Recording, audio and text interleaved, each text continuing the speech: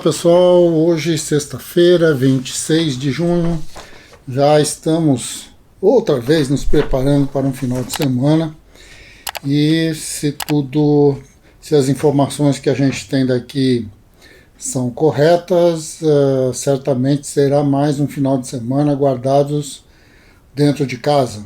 Afinal de contas, o coronavírus continua fazendo estragos e estragos importantes.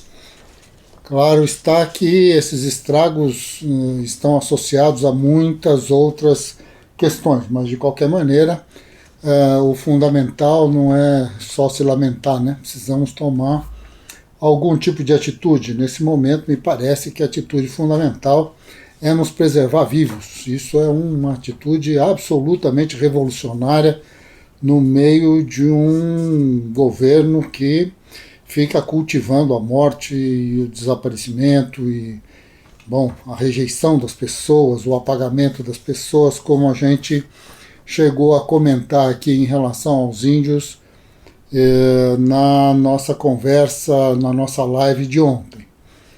Muito bem, hoje, como toda sexta-feira, vamos fazer mais uma resenha.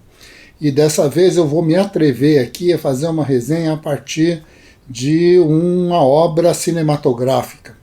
Não é minha especialidade, aliás, eu nem sei. Vocês acho que têm acompanhado essas reflexões e todas elas, de alguma maneira, têm a ver muito mais com uma leitura geográfica das obras do que propriamente a leitura de um especialista em cinema, em literatura, em poesia, música, ou seja lá o que for. Muito bem. Nessa nossa resenha de hoje, nós vamos falar de um filme bem antigo, um filme de 1982, que é um filme chamado Koyaanisqatsi. O nome se escreve como vocês podem ver aqui na tela.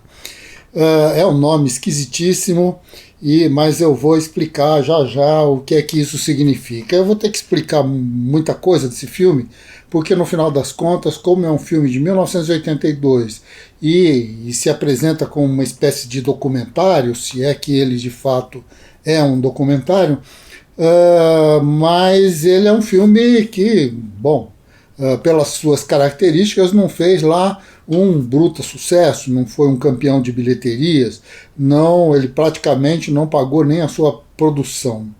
Mas, de qualquer maneira, eu tive uma relação, e ainda tenho uma relação com esse filme bastante importante, porque, no final das contas, usei assim como um ferramental de sala de aula para discutir geografia com os meus alunos, tanto no ensino médio quanto na universidade, na época em que fui professor da Fundação Santo André, lá na Universidade Católica, lá na Rudolf Steiner. Então, em todos esses momentos, com diferentes tipos de alunos, em diferentes idades, diferentes formações, fui fazendo reflexões e aprendendo cada vez que via, porque eu, como vocês estão percebendo, vi esse filme muitas vezes, e trocando ideias com alunos, vendo, e é surpreendente sempre que depois de ver um mesmo filme, uma mesma obra tantas vezes, daqui a pouco vem um aluno e faz um comentário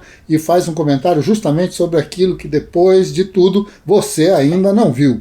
Então isso é extremamente interessante e eu fui aprendendo muito com tudo isso e, eu vou contar para vocês um pouco do que eu aprendi sobre esse filme. Ele foi, como eu já disse, lançado em 1982 e faz parte de uma trilogia. Koyaanisqatsi é uma palavra de uma tribo indígena norte-americana que fica no norte da América e que tem por significado algo como vida em movimento, vida em revolução, vida em desequilíbrio.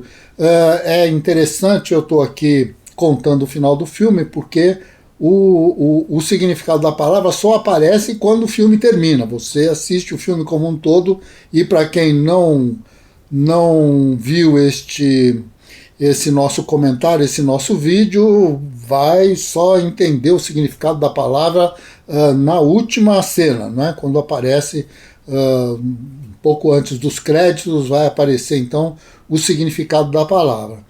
É um filme que depois, em 1988, portanto 6 anos depois, ele foi...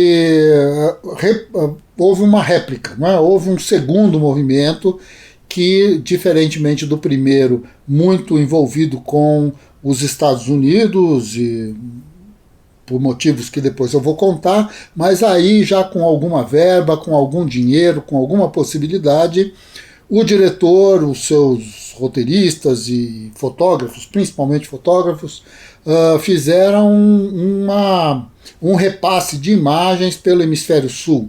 Existe, inclusive, nesse segundo filme, que se chama Poughkeepsie, imagens do Brasil, da Serra Pelada, bom, coisas desse tipo. E no terceiro filme, que se chama Nakoyakatsi, e que é de 2002, o lançamento dele é de 2002, e ele tem então uma leitura mais planetária, mas já muito diferente dos dois anteriores. Ele não tem praticamente nenhuma imagem que foi retirada, foi feita especialmente para o filme. Este terceiro é um trabalho muito mais de laboratório, muito mais de computação gráfica, muito mais nesse sentido. De qualquer maneira, nossos comentários de hoje é justamente sobre Koyaanisqatsi, sobre o primeiro filme dessa trilogia, que foi dirigida por Godfrey Hegel. Godfrey Hegel é um diretor que tem uma certa fama de ser cult, de fazer coisas um pouco fora da curva, um pouco fora da caixinha, como nós costumamos dizer, e tem a trilha sonora do Philip Glass. A trilha sonora é uma questão já à parte, né? Assim, é uma música minimalista, né? Bem no estilo do Philip Glass. São 80 e tantos minutos, o filme dura 87 minutos, se não me engano, e ele vai, essa música, ela praticamente persegue o filme como um todo, e vai dando diferentes climas, não é? Com um coral que se repete, repetindo o próprio nome do filme, Koyaanisqatsi, Koyaanisqatsi, Koyaanisqatsi, e isto vai se repetindo pelo filme como um todo. Falando assim, acho que eu não estou dando nenhuma vontade para vocês assistirem o filme, aqueles que não assistiram ainda. Mas eu vou contar para vocês por que é que eu acho tão interessante essa película. Justamente pelo seguinte, ela não tem absolutamente, fora o título e fora a explicação do título no final, não existe absolutamente nada no filme que se possa parecer com uma narrativa no sentido oral do termo. Ninguém fala nada, não existe explicações no início nem no meio, não existe um roteiro no sentido tradicional do termo, não existe mocinho, bandido, história de amor, não existe absolutamente nada disso. São imagens. Imagens que foram sendo coletadas durante anos e, por falta de verba, algumas coletadas não em 35mm, não é? Porque não havia, na verdade, dinheiro para comprar máquinas, para comprar o filme nessa calibragem. Então tudo isso foi sendo feito e, na verdade, o roteiro do filme, a história que o filme conta, se é que conta alguma história, a história que o filme conta, ela só é montada, imaginada, discutida, articulada depois que as imagens estão prontas. Não sei se no meio desse caminho existe algum ajuste, mas de qualquer maneira a história do filme, da construção do filme passa por aí. Um filme de baixíssimo orçamento e que vai ser então desenvolvido nesses termos. O que é que o filme nos apresenta? Num primeiro momento são imagens de rochas, de vulcões, do movimento de estruturas rochosas, de montanhas e a presença de um foguete que aparentemente explode logo depois de ser lançado. Depois dessas imagens, não é, vão aparecendo um conjunto de outras associadas então a movimentos um pouco menos lentos, que envolvem nuvens, água, rios, as ondas do mar, essas coisas, e depois florestas e, bom, coisas relacionadas à vegetação. Paulatinamente, portanto, parece haver uma espécie de mergulho, pelo menos eu li assim, uma espécie de mergulho no interior da estrutura, né, que compõe o que nós entendemos por natureza de maneira bastante simplória.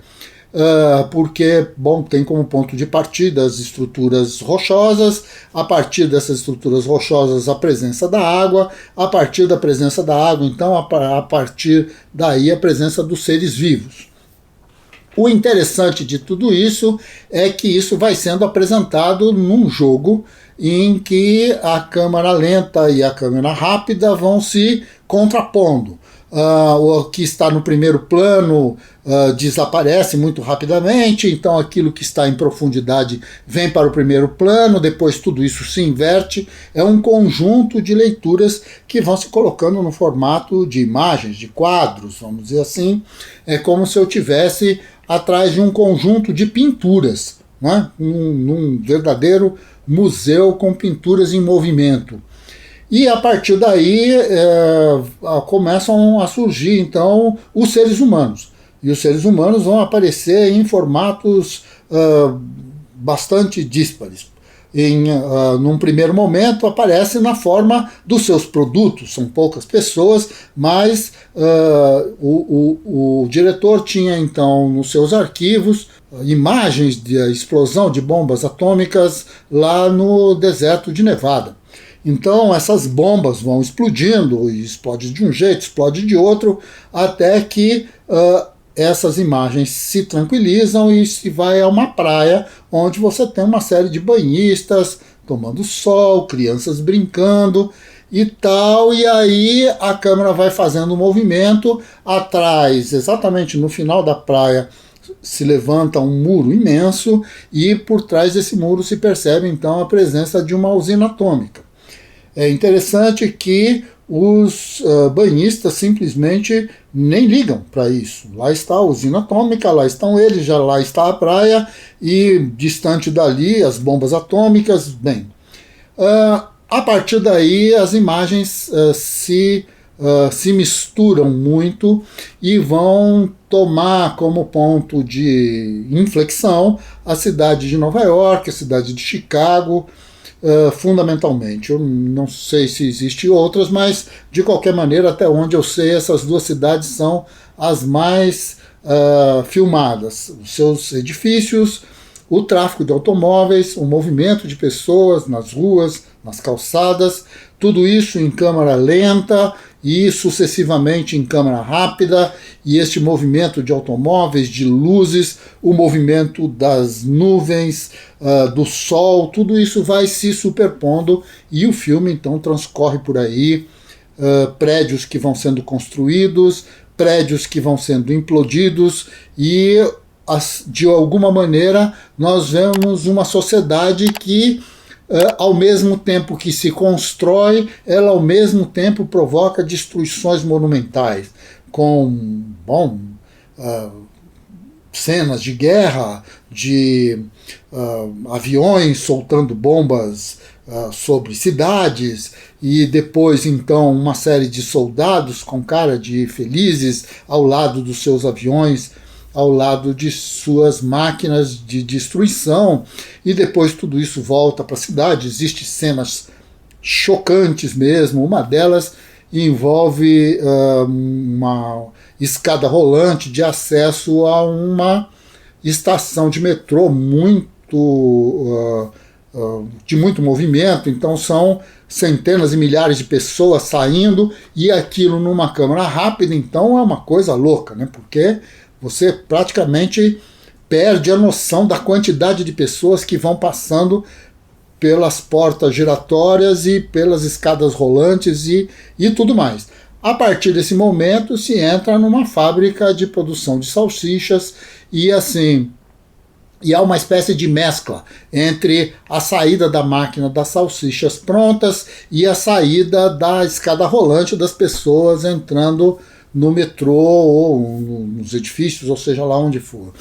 O que chama muita atenção, então, em outros momentos, é a imagem, são imagens de satélite, me parece, ou talvez, bom, não sei, mas fotografias aéreas, onde aparecem então cidades, e depois do surgimento das cidades, destas imagens, nós vamos ver então essas placas de computador com seus devidos pontos e essas coisas vão nos parecer muito semelhantes, né? Quer dizer, de alguma maneira, as imagens que estão colocadas, elas se parecem exatamente com o nosso ritmo de vida, com a nossa estrutura produtiva, com a nossa cara é a cara de quem vive a fábrica como elemento fundante, organizador da própria estrutura de vida, né, que é a vida da sociedade capitalista. Como diria o próprio diretor ao escolher esse nome, uma vida em desequilíbrio, uma vida em movimento, mas um movimento onde não se sabe muito bem qual é o rumo, porque no final das contas estamos meio trafegando entre o processo de produzir a vida, de reproduzir a vida, de construir as nossas condições de vida e ao mesmo tempo desenvolvendo todas as condições para destruir a vida, para acabar com a possibilidade de sobrevivermos enquanto humanidade. Essas duas coisas vão aparecendo no filme de uma forma espetacular. Muito bem. O que é que o filme nos traz então de tão importante, de tão interessante? É justamente a ideia de que é um filme feito de paisagens. Ele nos obriga, de alguma maneira, a achar um nexo na paisagem, a perguntar a esta paisagem o que ela está fazendo ali, e a ter aquela sensação constante de que eu estou frente ao caos, isto é, que eu não faço a menor ideia do que eu estou vendo, e depois ir construindo mentalmente as possibilidades de leitura. Como eu disse a vocês, vivenciei esta relação e o debate desse filme com muitos alunos, e sem dúvida há uma certa divergência, diferença entre as leituras das pessoas, o como as pessoas veem. Mas todas elas, até onde eu consegui perceber e até onde elas me declararam, conseguiram estabelecer uma relação quase que, para alguns, no quase, para outros até de uma forma até bastante sofisticada, um roteiro, não é? Uma história que se conta, uma história que não tem começo, nem meio, nem fim. Não é essa a ideia. É uma história que se conta para além das palavras, para além da cronologia. É uma história que se conta porque embutido nas formas, embutido na própria paisagem, está uma estrutura lógica que é a própria vida de cada um de nós, a maneira como nós entendemos o que somos e como fazemos e tudo mais. Então, nesse sentido, é um filme cujo exercício do ponto de vista geográfico é monumental, é uma coisa impressionante. Não sei se isto envolvia algum tipo de interesse específico por parte do diretor, ou se este ritmo, esta musicalidade que se repete em função dessa estrutura minimalista do Philip Glass, se essas duas coisas elas têm um sentido lógico interno, se há uma intencionalidade dos autores, mas de qualquer maneira não importa muito para nós chegar a uma conclusão pelo sim ou pelo não. O que nos importa é que quando estamos andando pelas ruas, olhamos para os prédios e não podemos perguntar então aos seus arquitetos se a intenção que eles tinham ao construir tudo aquilo é a maneira como nós estamos vendo aquela realidade. A paisagem se apresenta para nós muitas vezes sem nenhuma subtitulação, não existe ali nada explicando absolutamente nada. A única coisa que existe é nós, o mundo, as suas formas, as nossas necessidades e as possibilidades de leitura, porque no final das contas a pergunta é sempre a mesma: onde estou? Que faço eu no meio desse processo e como é que eu faço para continuar a vida no meio desta confusão? Então, Koyaanisqatsi é um convite de exercício, um convite aos olhos, não é? Que provavelmente vocês vão gostar também, vão, quem sabe, utilizar também numa sala de aula. É um filme que eu acho talvez até já esteja disponível gratuitamente pela internet, seja possível passar aos alunos, discutir justamente este movimento, um movimento que foi filmado grande parte já no final dos anos 70 e, portanto, as vestimentas das pessoas, o penteado das pessoas, a maneira como elas se comportam, os automóveis, tudo isso tem a ver com a época, não é? Com a maneira como as pessoas viviam naquela época. É uma grande diversão. Convido vocês, então, a acompanhar esta obra, né, do nosso Godfrey Hegel e depois de ver, comentar aqui comigo, ver o que vocês acharam, o que é que eu disse, se aquilo que eu estou dizendo aqui faz algum sentido. Eu adoro discutir esse filme, adoro essa percepção, né, do paisagístico como elemento fundante da construção discursiva e que vai nos levar, então, a partir de uma série de filtros, de possibilidades técnicas e tudo mais, a construir o nosso discurso geográfico. Bom, amigos, um bom final de semana, espero que esteja tudo bem com todos e espero que vocês mandem aí os comentários e digam o que estão achando de tudo isso e, bom, se inscrevam no canal, essas coisas que são básicas. Até segunda-feira, que a gente vai estar de volta, já avisando que estamos aqui nos preparando para sair de férias no mês de julho e dar um pouco de sossego para todos vocês e para nós também, claro. Um abração e até segunda-feira.